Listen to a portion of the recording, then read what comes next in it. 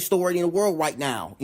We all talking about it. This past Saturday was an unfortunate event, a tragedy, to start an attempted assassination on former President Donald Trump during a campaign rally in Butler, Pennsylvania. It was a historic moment without question that sent shockwaves throughout the entire earth. As Donald Trump was rushed off the stage, his face bloody from a bullet that shot past his ear. And the shooter, who FBI identified as 20-year-old Thomas Matthew Crooks of Pennsylvania, killed one person and wounded two others. Unfortunately, the man killed at Trump rally, identified as firefighter Corey Caparentor, unfortunately killed by the shooter trying to protect his family. And Secret Service moved quick into action as they blew the guy's head off. Even after an attempt on his life, Donald Trump slung his fist in the air and shouted to the clouds in the sky that he won't give up. And it seems like every year, these tragedies come from a shooter that's either in their early 20s or late 20s. And the 20-year-old was from Bethlehem Park, Pennsylvania, a mid-sized town, roughly 30,000 people of residents, about 45 miles south of Butler Farm Show grounds where the shooting.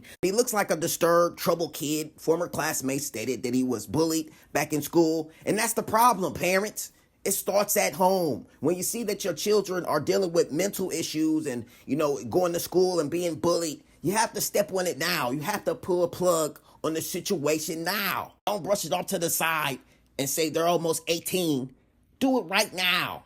Because all it does is accumulate hate and rage and chaos. The thing that bothered me the most was how close the guy was to the whole thing. About 130 some yards away. That's little more than a football field. And people were recording him and said nothing. Look, hey, guys, somebody's over here with a gun on the roof. Nothing. They were 130 yards away from Trump's rally, and the guy had an AR semi-automatic rifle.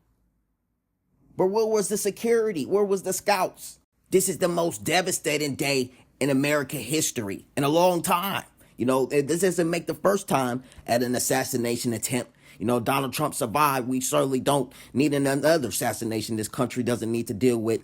Almost happened with Ronald Reagan in the 80s. Almost happened with George Bush when somebody threw a grenade in his direction when he was in the presidency. And then it did happen with John F. Kennedy in 1963. What happened with Robert Kennedy in 68. And then ultimately going to be running for president. So far, it's not the first time in history that we've seen something like this or heard of something like this. But the times we're living in right now, it's scary. With all the technology and all the advancements that we have today compared to back then, one would think that someone with his status, someone of his ilk, would be safe.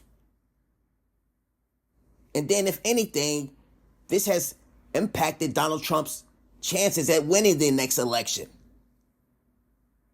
All this has done was secure his victory.